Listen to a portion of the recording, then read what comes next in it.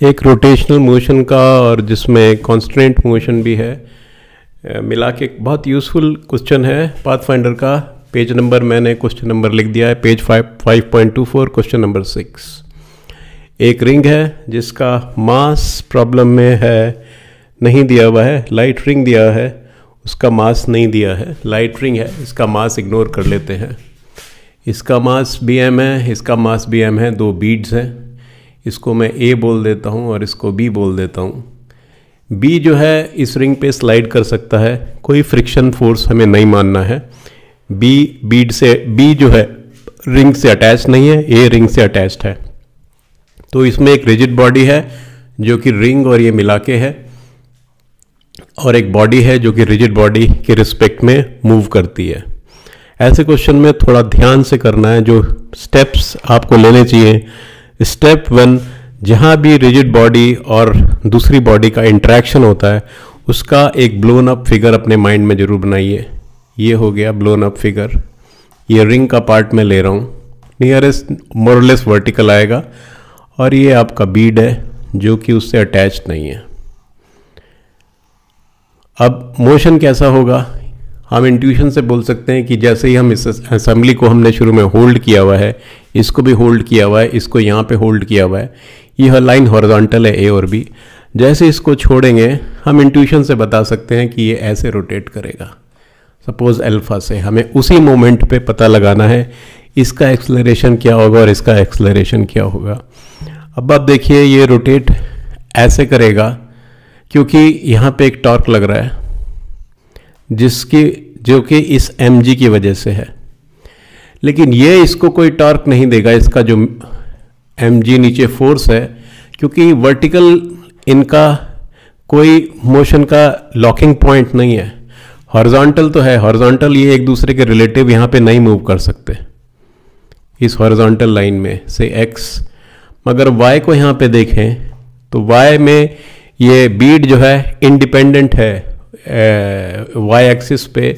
इस रिंग और बीड का मोशन एक दूसरे से रिलेटेड ही नहीं है, तो रिंग अपने मास की वजह से बीड पे कोई फोर्स ट्रांसफर नहीं करेगा as far as vertical motion is concerned. तो बीड की वजह से कोई टॉर्क नहीं मिलेगा।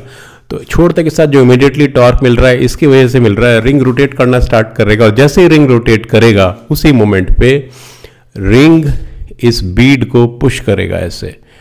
तो रिंग इस बीड पे ऐसे एक रिएक्शन लगाएगा, नॉर्मल रिएक्शन n, और ring in the process equal and opposite reaction लगाएगा n। बीड रिंग पे लगाएगा, रिंग बीड पे लगाएगा, दोनों का डायरेक्शन मैंने दिखा दिया है। इस n की वजह से जो कि रिंग पे लगेगा तो रिंग को एक टॉर्क मिलेगा, वो होगा n इंटू r। इस एक्सिस के अबाउट जो वर्टिकल डिस्टेंस है, जो परपेंडिकुलर डिस्टेंस है वो r है, तो n इंटू r होगा, और यहाँ पे डिस्टेंस भी r था तो इसका टॉर्क होगा mgr और एक nr। तो net torque along anti clockwise is mgr minus nr। एक तो ये इक्वेशन आ गई। अब दूसरा इक्वेशन आप इस मास का लिख लीजिए। इस मास का जो वर्टिकल मोशन है, वर्टिकल मोशन में इसका सपोज वर्टिकल एक्सेलरेशन a है और हॉरिजॉन्टल एक्सेलरेशन ah है, और ये av है। As far as AV is concerned, कोई वर्टिकल डायरेक्शन में क्योंकि फ्रिक्शन फोर्स नहीं है तो कोई इंटरेक्शन नहीं है इससे, तो फ्री फॉल है। सो AV की वैल्यू तो G है, और AH की वैल्यू कितनी होगी वो हमें नहीं पता है। तो अब इसका न्यूटन्स लॉ हम लिख लेते हैं। Force is equal to mass into acceleration, तो mass into AH is equal to, इसको मूव क्या कर रहा है, इस बीड को सिर्फ ये नॉर्मल रिएक्शन मूव कर रहा है जो कि रिंग प्रोवाइड कर रहा है, वो है वैल्यू n।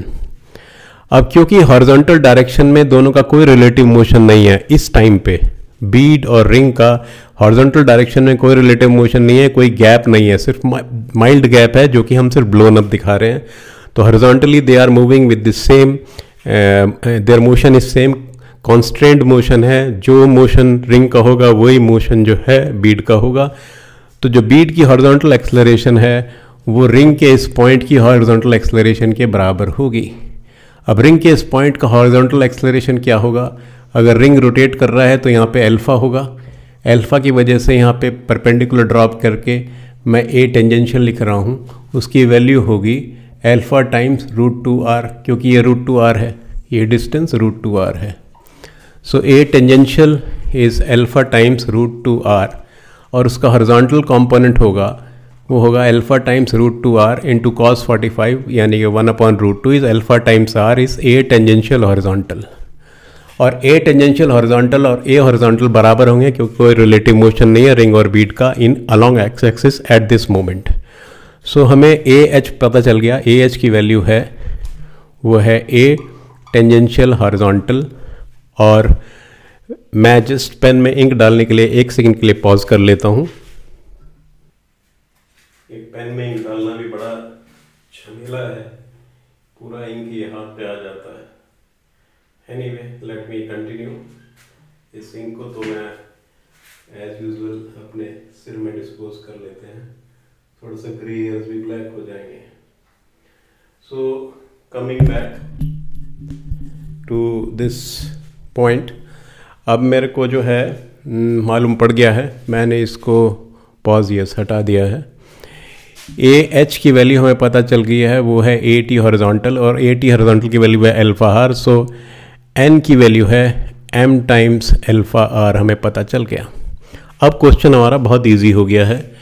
अब इस पॉइंट के अबाउट इसका मोमेंट ऑफ इनर्शिया क्या है, M √2r whole square, this is I into alpha is equal to net torque which is mgr minus nr।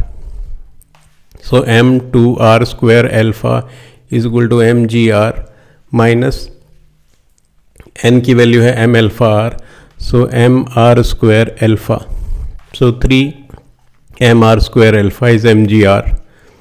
So alpha is g/3 capital R।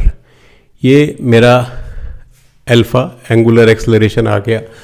तो ये body का motion तो कॉन्स्ट्रेंड है, क्योंकि इस रिंग के हिसाब से मूव करेगा, तो इसका एक्सेलरेशन तो इस अल्फ़ा के परपेंडिकुलर आएगा, और उसका वैल्यू हो जाएगा alpha times √2r which will be g√2/3। ये एक्सेलरेशन हो गया ए का, ये एक आंसर हो गया। अब बीड का देखिए, बीड के 2 पार्ट हैं, एक तो हॉरिजॉन्टल एक्सेलरेशन है जिसकी वैल्यू थी, हॉरिजॉन्टल एक्सेलरेशन की वैल्यू थी alpha times r, and alpha is g/3r, so A H is g/3। और एक वर्टिकल था, वो g ही था, उसमें कोई फ़र्क नहीं आएगा, वर्टिकल कोई इंट्रैक्शन नहीं है, तो दोनों परपेंडिकुलर है, इनका रिजल्टेंट आएगा 1/9 + 1 स्क्वायर रूट इंटू जी। ये हो जाएगा हमारा एक्सेलरेशन, इसका हो जाएगा b का हो जाएगा 10/3 √2 10 g/3, हमारा a भी हो गया, और acceleration of a is √2 g/3।